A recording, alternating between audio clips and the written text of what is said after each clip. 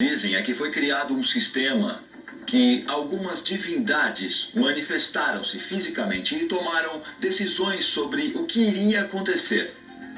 No caso dos maias, essa foi a escolha sobre onde os maias iam viver, além da seleção de alguns locais sagrados. De acordo com as traduções de hieróglifos encontrados em várias antigas cidades maias, Kukulcán, ou a grande serpente emplumada, foi o deus que trouxe o conhecimento para os maias. Quando falamos sobre os deuses maias, sabemos que o deus mais importante para eles era a serpente de plumas, ou o Kukulcán. Nós vemos a imagem dele em todo o mundo maia.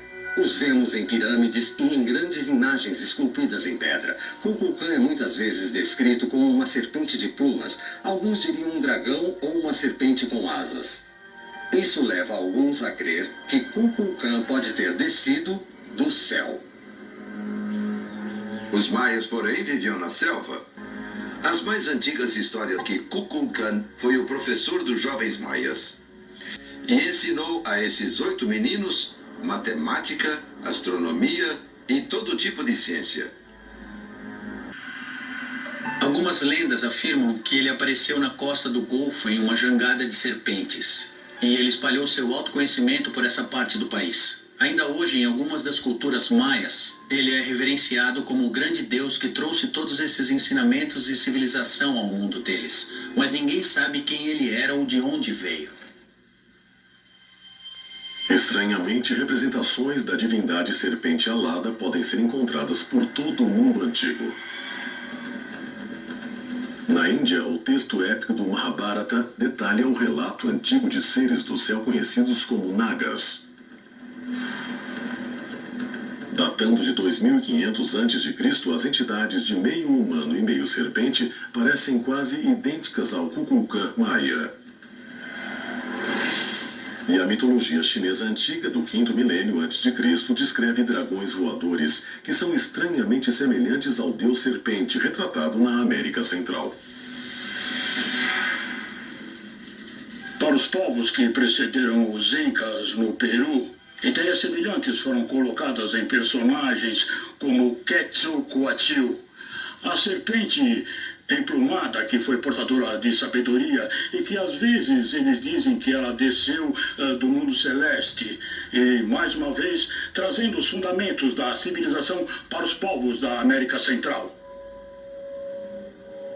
Há uma discussão comum entre muitas culturas antigas das Américas quando se trata de uma divindade, a serpente de plumas. Para os Cherokee, por exemplo, o período de tempo, o calendário deles, é baseado em uma cascavel que pode ser vista no céu noturno, talvez numa constelação.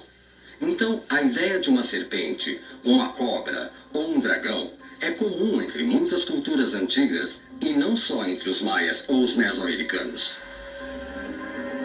A serpente é a doadora da sabedoria em diversas culturas. E ela também dá as ferramentas da civilização para trabalhar com metais, para trabalhar com outros instrumentos. Transmite alguns conhecimentos, alguns aspectos da vida.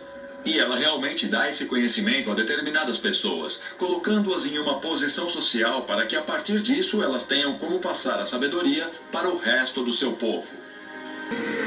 O chamado testemunho da verdade, que descreve uma versão diferente da história de Adão e Eva no Jardim do Éden.